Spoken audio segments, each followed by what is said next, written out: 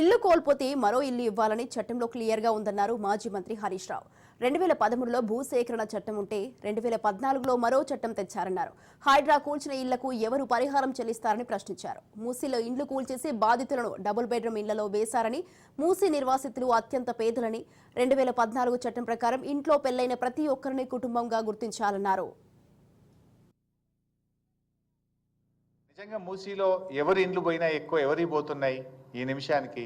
వాళ్ళు ఇనుప సామాన్ అమ్ముకునేటోళ్ళు, రోళ్లు తయారు చేసేటోళ్ళు, లేకపోతే ఏమంటాము గొడ్డళ్ళు, కత్తులు, వాటిని పదను పట్టేటువంటి వాళ్ళు, లేకపోతే అక్కడ ఉండే ఇళ్లలో పని చేసుకునేటువంటి వాళ్ళు, పాత సీసాలు ఏరుకునే వాళ్ళు, పాత బట్టలు అమ్ముకునేటువంటి వాళ్ళు, ఇలా చాలా అత్యంత పేదలైనటువంటి వాళ్ళు. మరి ఆ పేదలకు పాత ఇంటికి నువ్వు డబ్బులు ఇవ్వలేదు, నంబర్ 1. Number 2, veg loss. మన 2014 భూసేకరణ చట్టం ఏం చెప్తుందంటే, ఆ ఇంటిలో పెళ్ళైనటువంటి వాళ్ళు ఎందరుంటే అంతమందిని కుటుంబాలుగా గుర్తించాలి.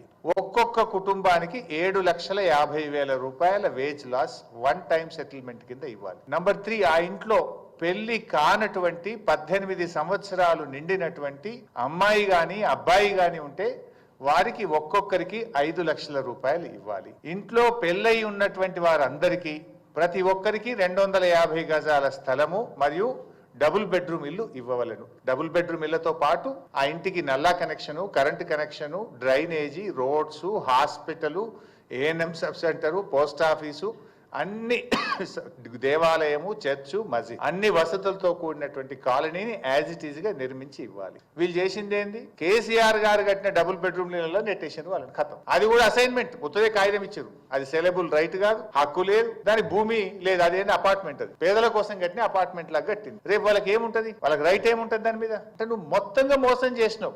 భూసేకరణ చట్టంలో ఏ ఒక్కటి కూడా చేయలేను. బేసికల్లీ పాత ఇంటికి డబ్బులు ఇవ్వలేదు, ఉపాధికి కోల్పోయే వారికి డబ్బులు ఇవ్వలేదు, వాళ్ళకు house site with built house ఇవ్వాలి, అది ఇవ్వలేదు, పెళ్లిగాని పిల్లలకు సాయం చేయలేదు. అంటే ప్రజల్ని మోసం చేసిండు రేవంత్ రెడ్డి, పార్లమెంట్ ను కూడా మోసం చేసిండు రేవంత్ రెడ్డి. బికాస్ ఆయనే మున్సిపల్ మినిస్టర్, ఆయన సంతకంతోనే ఢిల్లీకి పోతుంది ఫైల్. పార్లమెంట్ లో ఏదైనా సమాధానం చెప్పాలంటే రాష్ట్రంలో సంబంధిత శాఖ మంత్రి యొక్క అప్రూవల్ తోనే ఆ సమాధానం పార్లమెంట్ కు వెళ్తుంది. ఇవాళ మున్సిపల్ మంత్రి ఆయన్నే, ముఖ్యమంత్రి ఆయనే ఇలా ఈ రాష్ట్ర ప్రజల్ని మోసం చేసిండు, కేంద్ర ప్రభుత్వాన్ని మోసం చేసిండు, పార్లమెంట్ ను కూడా రేవంత్ రెడ్డి గారు మోసం చేసిండు.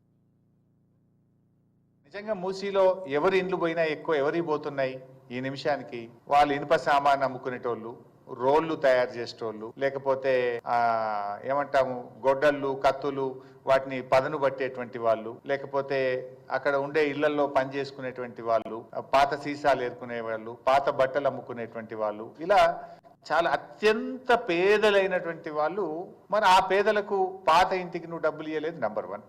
Number 2, veg loss. మన 2014 భూసేకరణ చట్టం ఏం చెప్తుందంటే, ఆ ఇంటిలో పెళ్ళైనటువంటి వాళ్ళు ఎందరుంటే అంతమందిని కుటుంబాలుగా గుర్తించాలి.